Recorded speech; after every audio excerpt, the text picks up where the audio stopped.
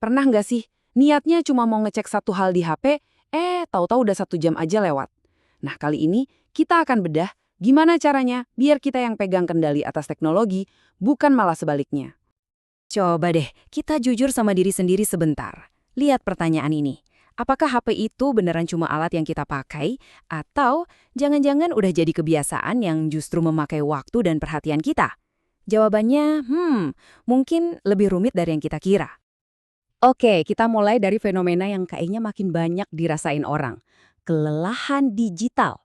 Ini bukan cuma soal mata capek karena kelamaan lihat layar ya, tapi lebih ke perasaan cemas, terbebani, karena tuntutan buat selalu online dan selalu terhubung. Kalau kamu ngerasa relate sama pertanyaan ini, tenang, kamu nggak sendirian kok. Ini tuh tanda-tanda dari budaya always on kita. Batas antara kerja, santai, sama istirahat jadi kabur banget gara-gara satu perangkat kecil di tangan kita. Waktu layar kita emang makin nambah. Tapi masalah utamanya bukan cuma di durasinya loh. Tapi lebih ke gimana kita ngabisin waktu itu. Sering banget kita masuk ke mode autopilot, scrolling terus tanpa tujuan. Dan tanpa sadar kita udah nuker waktu kita yang berharga. Tapi apa berarti teknologi itu musuh? Ya, nggak juga. Teknologi itu kayak pedang bermata dua, alat yang super kuat. Jadi, yuk kita bedah bareng-bareng sisi baik dan buruknya. Nah, ini dia nih dilemanya. Di satu sisi, kita lihat ada banyak banget manfaatnya. Informasi tanpa batas, bisa terhubung sama siapa aja. Tapi, di sisi lain, ada sisi gelapnya. Muncul kecemasan karena kita ngebandingin hidup kita sama versi sempurna orang lain di medsos, plus capek mental karena notifikasi yang nggak ada hentinya. Yuk, kita bedah lebih dalam lagi soal beban mentalnya. Ada FOMO, alias Fear of Missing Out, yang sengaja dirancang biar kita ngecek HP terus. Terus, secara fisik, cahaya biru dari layar itu bisa ganggu hormon tidur kita. Jadi mau tidur nyenyak aja makin susah. Terus solusinya apa dong? Apa kita harus buang HP kita? Kabar baiknya, nggak perlu sampai segitunya. Ada cara lain yang lebih cerdas. Bukan soal memutus koneksi, tapi mengubah cara kita terhubung, yaitu dengan niat yang jelas. Nah, disinilah konsep utamanya masuk, kesadaran digital atau digital mindfulness. Ini soal mengubah kebiasaan. Dari yang tadinya reaktif, langsung buka HP tiap ada notif atau pas lagi bosan, jadi lebih sadar dan memilih kapan dan kenapa kita pakai teknologi. Fondasinya ada di 4 pilar ini. Pertama, kesadaran penuh. Sadar pas tangan kamu mau ngambil HP. Kedua, tanpa menghakimi. Jangan ngerasa bersalah, cukup amati aja. Ketiga, kehadiran. Keluar dari kebiasaan autopilot.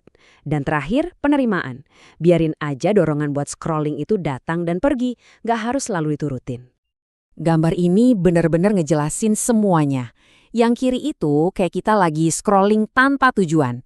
Nah, yang kanan kita pakai HP buat tujuan yang spesifik. Kuncinya cuma satu, niat. Coba deh sebelum buka aplikasi, tanya dulu ke diri sendiri.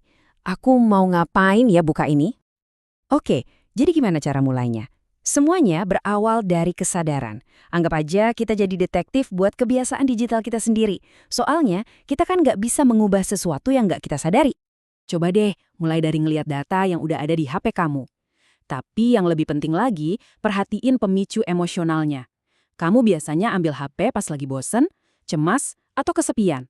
Ngenalin pola ini tuh langkah pertama yang penting banget. Dan bagian paling kerennya, solusinya itu udah ada di kantong kamu loh. Kamu nggak perlu download aplikasi baru. HP kamu sendiri udah punya fitur bawaan buat bantu ngebangun kebiasaan yang lebih sehat. Entah kamu pakai Android dengan digital well-being atau iOS dengan durasi layar, ini tuh semacam dashboard pribadi buat kamu. Fitur-fitur ini bukan buat ngehukum, tapi buat ngasih kamu data dan kendali atas waktu digital kamu sendiri. Nah, ini dia rencana aksinya. Nggak usah langsung semuanya dikerjain. Coba pilih satu aja dari daftar ini buat minggu ini.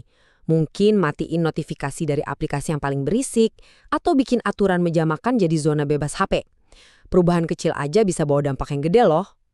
Pada akhirnya, intinya cuma satu. Kita harus balik lagi ke kursi pengemudi. Ingat, teknologi itu alat buat kita, bukan kita yang jadi alatnya. Kamu yang punya kuasa, bukan algoritme. Jadi setelah ini selesai, aku mau kasih tantangan kecil buat kamu. Apa satu perubahan kecil yang bakal kamu lakuin hari ini? Bukan besok ya, tapi hari ini. Mungkin cuma matiin satu notifikasi atau ninggalin HP di ruangan lain pas makan malam. Pilihannya ada di tangan kamu.